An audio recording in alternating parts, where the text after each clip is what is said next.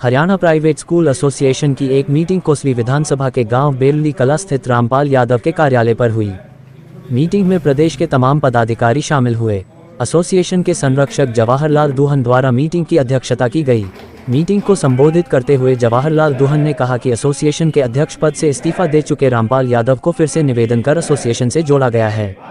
Association के आवेदन पर रामपाल यादव द्वारा प्रदेश अध्यक्ष का पद स्वीकारते हुए अपनी सेवाएं एसोसिएशन को फिर से देने पर सहमति जताई। रामपाल यादव ने कहा कि मैं किसी कारणवश इस पद से इस्तीफा दे चुका था, लेकिन आज एसोसिएशन के आवेदन पर फिर से अपनी सेवाएं देने के लिए तैयार हूं। उन्होंने कहा कि विधानसभा चुनाव के मद्देनजर वे 4 अक्टूबर के बाद अपनी सेवाएं फिर से एसोसिएशन में अध्यक्ष पद हेतु सुचारू रूप से देंगे।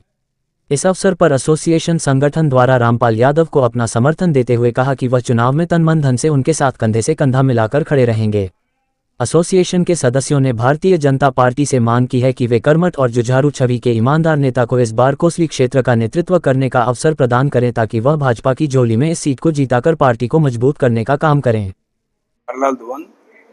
संरक्षक, प्रदेश संरक्षक, हरियाणा प्राइवेट स्कूल एसोसिएशन। लगभग 2 महीने पहले श्री रामपाल यादव जी, जो हरियाणा प्राइवेट स्कूल एसोसिएशन के प्रदेश अध्यक्ष हैं, इन्होंने अपने निजी कारणों से इस्तीफा दे दिया था। आज हम सभी स्कूल संचालक डिस्ट्रिक्ट रेवाड़ी, महेंद्रगढ़, गुड़गांव और इवन झज्जर से भी हैं, हम सब मिलके, और हमने चूँकि इस्तीफा इनका स्वीकार नहीं किया था, तो इनसे ये निवेदन करने पहुंचे थे कि अपने इस्तीफे को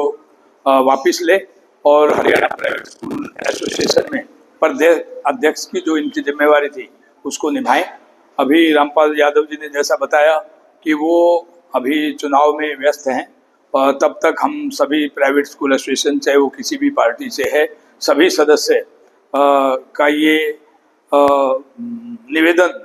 इनसे रहा, और हमें खुशी है कि रामपाल यादव जी ने हमारे निवेदन को माना, स्वीकार किया, और ये हरियाणा प्राइवेट स्कूल एसोसिएशन के प्रदेश अध्यक्ष के रूप में काम करते रहे। और इसी के साथ अब जो चुनाव, देखिए, चाहे वो किसी भी पार्टी का सदस्य हो, लेकिन हम हरियाणा प्राइवेट स्कूल एसोसिएशन एक परिवार है, और निश्चित रूप से सभी स्कूल साथी ये चाहेंगे कि हमारे बीच में से एक साथी विधानसभा में पहुंचे। उस चीज के लिए हम इस बात को लेके रामपाल जी का समर्थन कर सकते हैं। मैं रामपाल यादव आज जो है हमारे सभी गुरुग्राम जिले से, झज्जर से, महेंद्रगढ़ और रेवाड़ी जिले के सभी जितने भी स्कूल चेयरमैन हैं वो सभी साथी आए, और आदरणीय श्री जवाहरलाल दुहन जी जो हमारे प्रदेश के संरक्षक है हरियाणा प्राइवेट स्कूल एसोसिएशन के, सभी साथियों का आग्रह था। मैंने 2 महीने पहले किसी कारण से रिजाइन कर दिया था, अपने पद से त्याग पत्र दे दिया था प्रदेश अध्यक्ष के नाते। तो आज हमारे सभी साथी जो है सभी स्कूल यहाँ पर आए थे, चेयरमैन इस दफ्तर में, और सबका आग्रह था कि भाई आप पुनः इस पद पर जो है फिर से संभालें। तो अपने सभी साथियों का जो है जो विचार था, और जिस प्रकार का उनका एक किस्म से मैं तो आदेश मानूंगा, उन्होंने जो मुझे कहा है, तो मैं फिर से हरियाणा प्राइवेट स्कूल एसोसिएशन प्रदेश अध्यक्ष के नाते से इन चुनाव के बाद 4 अक्टूबर के बाद मैं अपने पदभार को फिर से ग्रहण करूंगा। और मैं चाहूँगा जिस प्रकार से पहले हरियाणा प्राइवेट स्कूल एसोसिएशन सभी स्कूलों के लिए दिन रात मेहनत और जिन उनकी समस्याओं को लेकर के प्रशासन और सरकार से जिस प्रकार से एक के बाद एक जो है समाधान कराते रहे, ऐसे आगे भी करवाने का मैं आश्वासन देता हूं, और सभी साथियों का शुक्रगुजार भी हूं कि उन्होंने पुनः मुझे जो है इस दायित्व पर फिर से मुझे पदभार दिया। देखिए, सबसे पहले तो मैं इस क्षेत्र का वासी हूं, और कोसली विधानसभा में पिछले 40 साल से शिक्षा के क्षेत्र में काम कर रहा हूं, और यहाँ से 8-10 हज़ार विद्यार्थी इस विद्यालय से पास आउट भी हुए, अच्छे अधिकारी अच्छे पोस्टों पर है। और मैं एक आड़ी पाड़ी का बेटा हूँ, किसान का बेटा हूँ। मेरे पिताजी किसान संघ के वाइस प्रेसिडेंट हुआ करते 77-78 में, हमारी 4थी पीढ़ी चल रही है, और मैं भारतीय जनता पार्टी और संघ के अनेक पदों पर मैंने काम किया है। भारतीय जनता पार्टी किसान मोर्चा के नाते से अनेक पदों पर काम किया है और किसानों की मैंने बड़ी प्रमुखता से और मुखर होकर के,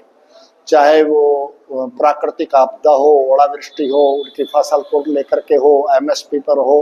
अनेक बड़े बड़े आंदोलन, पदयात्राएं, साइकिल यात्राएं, कैंडल मार्च लगातार 24 साल तक किया है। मैं पार्टी का एक निष्ठावान कार्यकर्ता होने के नाते से और एक सामाजिक कार्यकर्ता होने के नाते से लोग चाहते हैं कि हमारे बीच का आदमी इस बार आए।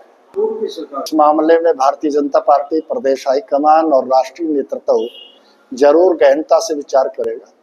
पार्टी इस बार सीट टिकट उसको देगी जो कौशली विधानसभा की सीट निकाल सकता है और कौशली विधानसभा की सीट वही व्यक्ति निकालेगा जिसका खुद का वोट बैंक है और जनता के बीच में लगातार अनेक वर्षों से इनके बीच में रहता है। मेरा अपना पैतृक गांव भी यही है, मेरा विद्यालय भी यही है। अनेक वर्षों से लगातार मैं पार्टी का एक सिपाही रहा हूँ और दिन रात मेहनत करी है। निश्चित तौर से हाईकमान इस बार सभी देख रहे हैं कि भाई पार्टी की टिकट सीट को कौन निकालेगा। वो सब कार्यकर्ताओं की आवाज़ वहाँ तक जा चुकी है और जो भी पार्टी जो भी आदेश करेगी उसका तन्मयता के साथ बड़ा मैं काम करूँगा। लेकिन ये भी आगाह करना चाहूँगा, कार्यकर्ताओं की भावना है,